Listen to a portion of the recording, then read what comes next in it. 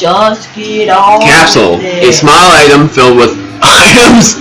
Break it open to get what's inside. However, there's a 12.5% chance that a capsule will contain explosives.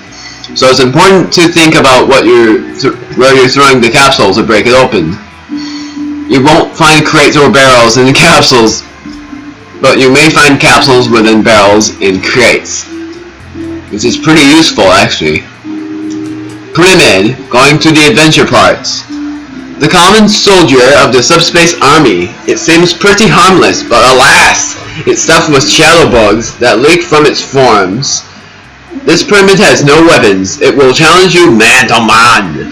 There are 6 different pyramid types, but all of them are based on this basic form.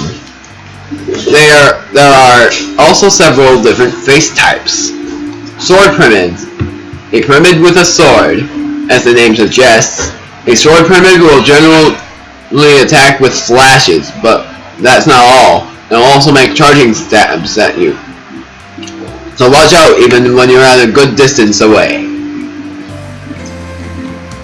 Where am I? When you're at a good distance away. It might just be because of the way the sword lights up. But doesn't it remind you of the tarmac worker at an airport? Are you serious? Seriously! Boom pyramid, a pyramid with a boomerang, hence the name. This pyramid will use the boomerang to attack from afar, which is pretty much what you'd expect, and adds to its arsenal with close quarter combat strikes.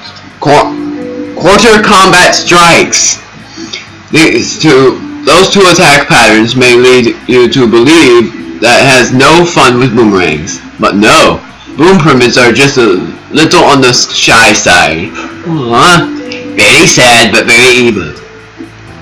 Big pyramid, the daddy of all pyramids, the biggest pyramid of them all. Its attacks are the same in form and function, but considerably more powerful than the normal pyramids. Watch out for its smash attack. It will launch you far. It also has jump and roll attacks.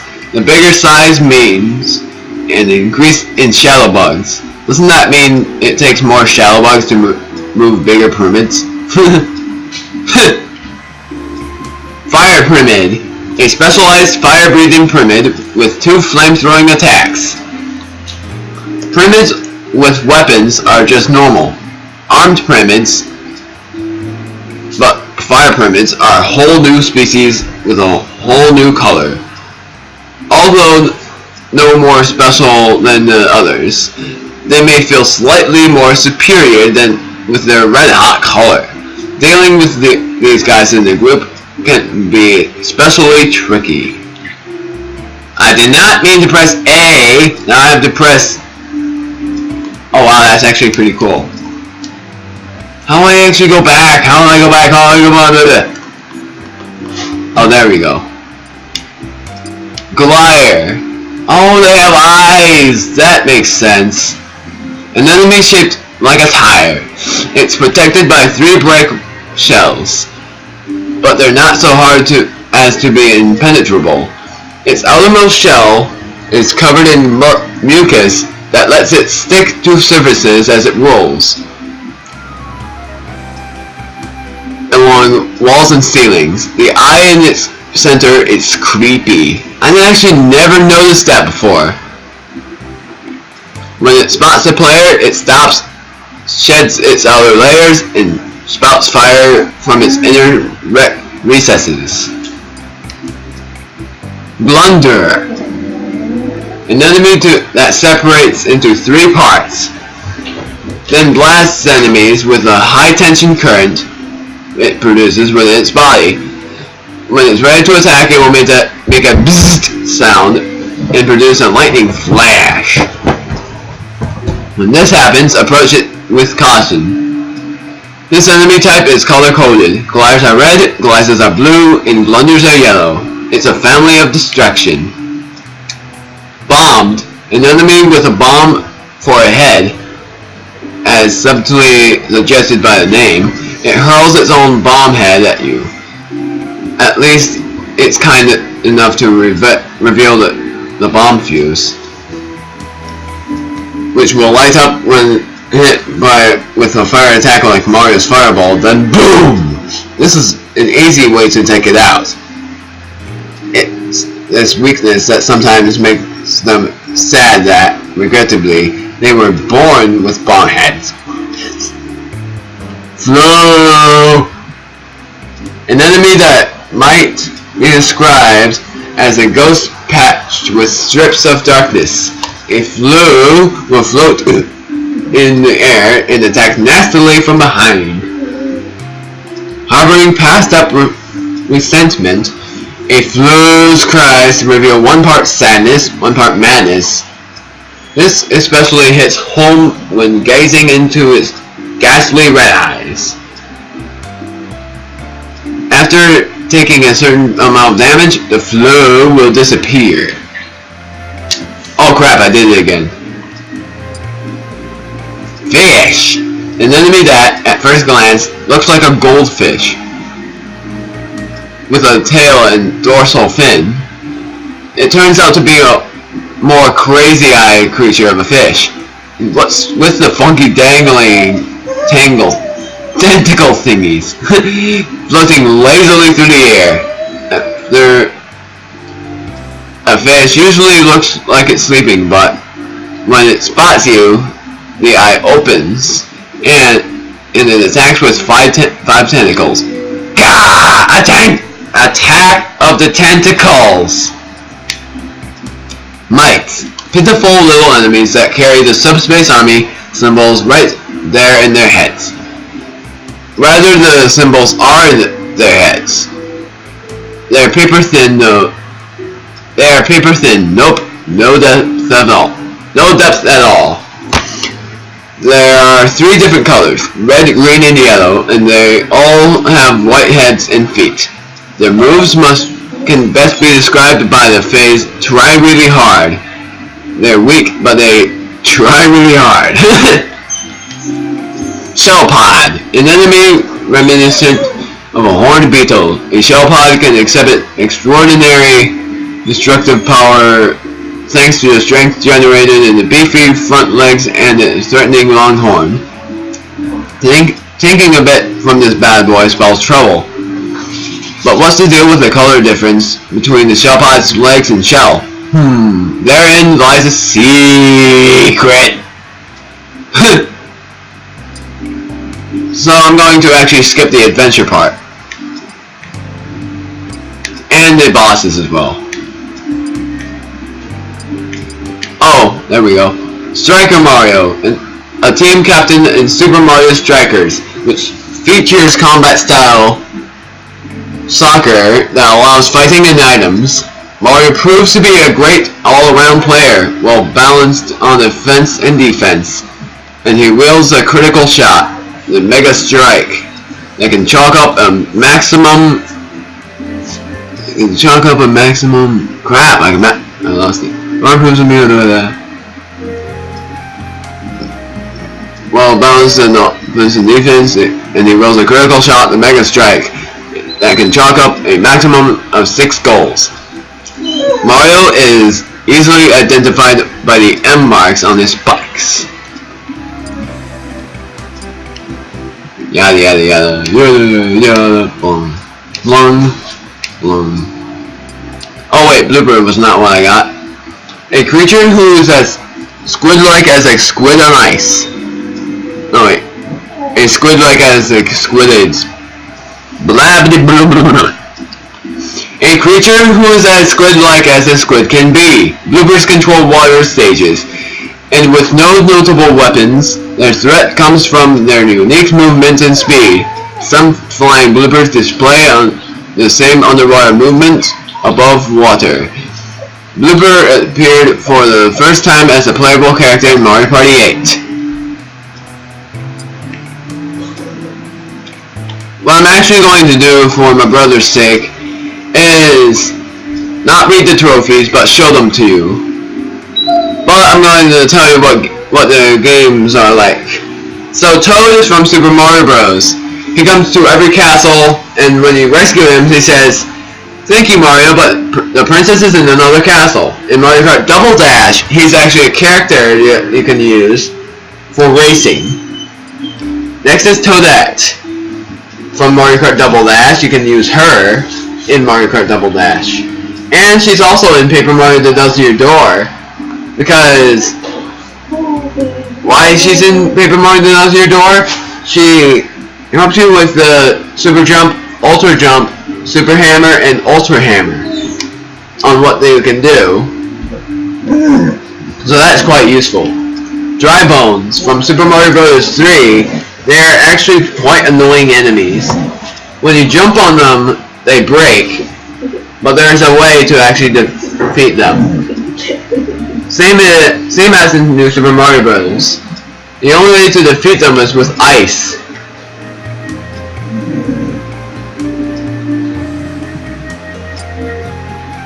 Fire Flower from Super Mario Bros.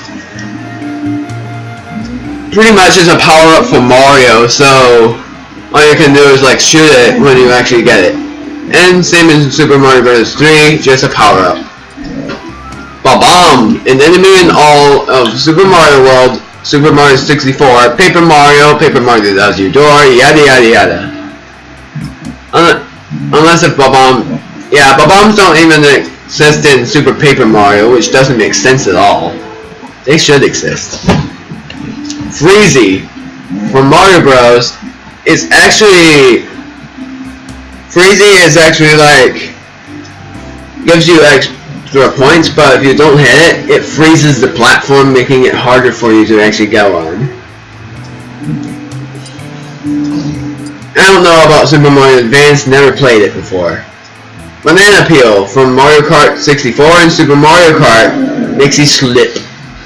And it's actually a smiling banana peel in Mario Kart Wii, which that would be my Let's Play for later. Soccer Ball from Soccer in Super Mario Strikers. I'll tell you about Super Mario Strikers and Super Mario Strikers Charged. It's a charging soccer ball, which it will give you many powers if you actually go to the opponent's side. Inguard from Donkey. This is actually pretty cool. From Donkey Kong Country, it's actually your partner. And you can collect many things and get a 1-up. And stuff like that. Cranky Kong. From Donkey Kong Country and Donkey Kong Barrel Blast. Cranky Kong in Donkey Kong Country is a shopkeeper, but in Donkey Kong Barrel Blast, you can actually use him. Now that I think about it, it does seem fun to do a Let's Play on that. So, Splitter, I have no idea who that is. Espresso, he's an enemy in Donkey Kong Country. Same as in Donkey Kong Country 2, maybe. Kip, only from Donkey Kong Barrel Blast. He is seen as a racer. It's very much of a little brat. Don't know about the peanut butt gun. This is pretty cool. I keep saying that. Rocket Barrel Pack from Donkey Kong Barrel Blast is actually a good racing tool to use. Heart Container, pretty much what it is, it's a healer in The Legend of Zelda. Don't know about this one, or that one, or that one, which means weird. Or that one. I'll skip the ones I don't know. Oh, Goron! This is my favorite. From The Legend of Zelda Majora's Mask, they're actually good guys that turns into stone and actually is very strong. That is counted on their muscles on their front body. They're actually very helpful. Bowser looks funny. Don't know about Metroid.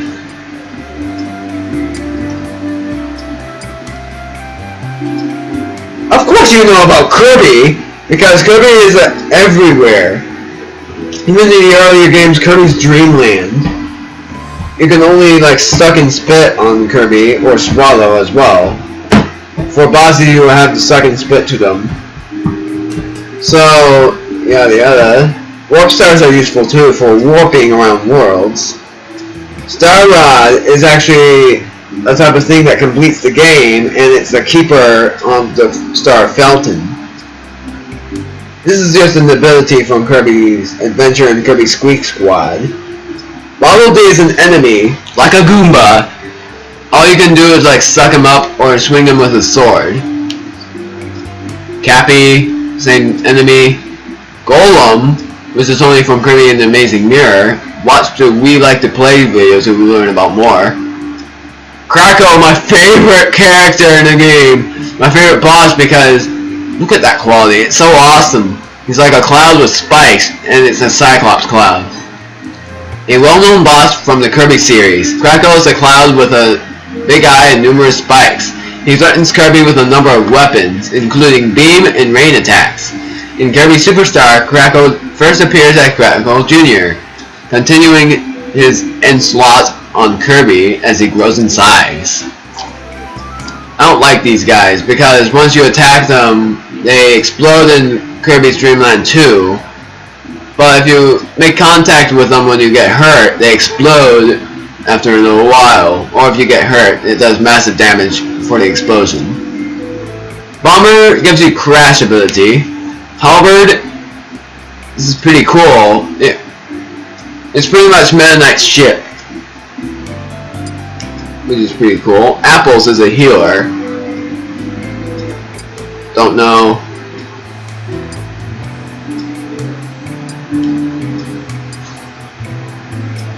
Back to Pokemon, here we go. Bonsai, the bonsai Pokemon.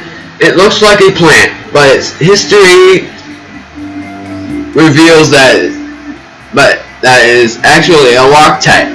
Its best move among all its specialty moves is Fake Tears. As it grows, it will become skilled as using Mimic, which allows it to copy an opponent's previous move. If it levels up under certain conditions, it evolves into Sudowoodo. Torchic, which is a chosen Pokemon of Pokemon Ruby and Sapphire, along with Emerald. It's a fire type that has a flame sac in its belly, where it produces fireballs reaching 1080 degrees Fahrenheit. It shoots these out of its mouth. While Torchic is as cute as can be, it will evolve into a powerful Combuskin when it levels up. Also into a Blaziken, which is awesome. I love these Pokemon! Latios and Latios. I'm actually playing Omega Ruby and Alpha Sapphire. They Mega Evolve into purple plain Pokemon, and you can fly with them in journey maps. But look at that. Latios is smaller than it, but it's very caring for them. Eon Pokemon, it's a mystery about their connections. Are they actually romantic? I don't know. Goldeen, like a Magikarp that has moves, but it knows Hornbill, which is actually pretty useful. Chikorita from Pokemon Emerald as well. You can choose that Pokemon, and then it will evolve into a Bayleaf, and then I don't know what. I'm not really sure. Bulbasaur from the Kanto region. Look at that face. He looks so cute. His smiles are so adorable. But then he evolves into my favorite Pokemon, Ivysaur. At first I didn't really like the looks of Venusaur, but now I really do because of the flower on its back. Charmander is a cute Pokemon as well, but when it evolves into Charizard from its final form, it can Mega Evolve in two different ways. Black and Blue turns into a Fire and Dragon type, or stays as Fire and Flying type but has spikes all over his body. Cyndaquil evolves into a Quilava, which, if you watch the anime of Pokemon Black and White, this is actually pretty cool. Baneri, I'm actually going to do this for a half episode as well. It won't last that long, I promise! It's a normal type Pokemon, it evolves into a Lopunny. It's actually quite cute as its form. Looks like